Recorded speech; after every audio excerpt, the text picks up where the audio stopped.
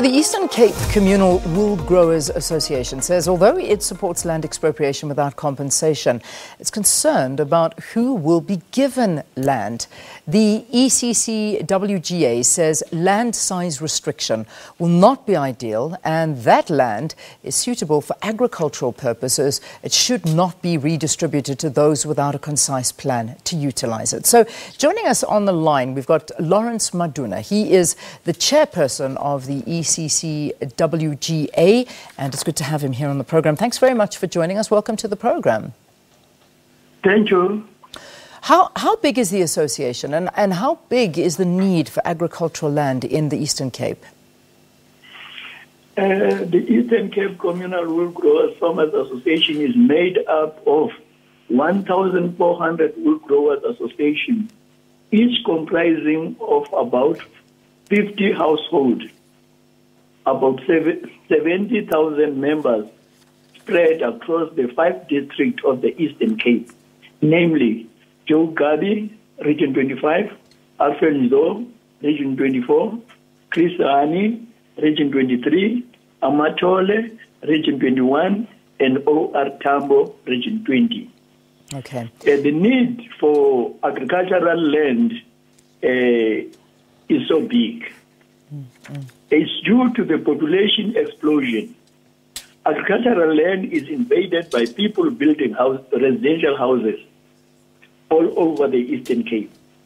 Communal farmers need land for livestock and food production. Yeah. All right. So, as you mentioned, the need for land is dire. However, you have concerns about land expropriation without compensation. Talk to us about your concerns and how you feel it'll affect the wool growers. Well, land expropriation without compensation to the historically disadvantaged community, land expropriation without compensation is a solution because willing buyer, willing seller has failed to unlock the historical land use, failed to settle the inequalities of the past. We as Eastern Cape Communal Wool Growers Association, therefore, support the land expropriation without compensation to be an ideal solution to the land question. Okay, so you believe that that it is the ideal situation. However, the association says that there is paranoia in the notion that land expropriation without compensation will hurt investor confidence. Elaborate on this for us. Well, we say this needs a thorough investigation. Land, capital, machinery are means of production. We're talking here of land with title deeds transferred to the historically disadvantaged community. That is empowerment.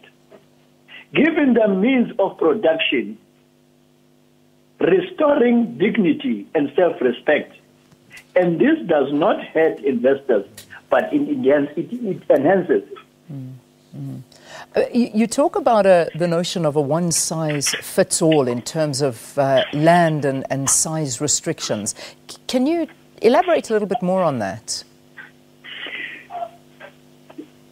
Yes.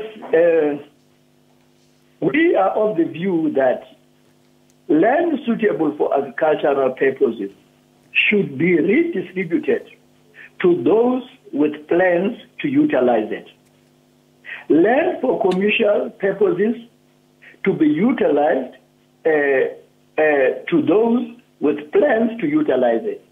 And the land for residential purposes must be redistributed to such people, and the land for recreational use, especially within the historical disadvantaged community.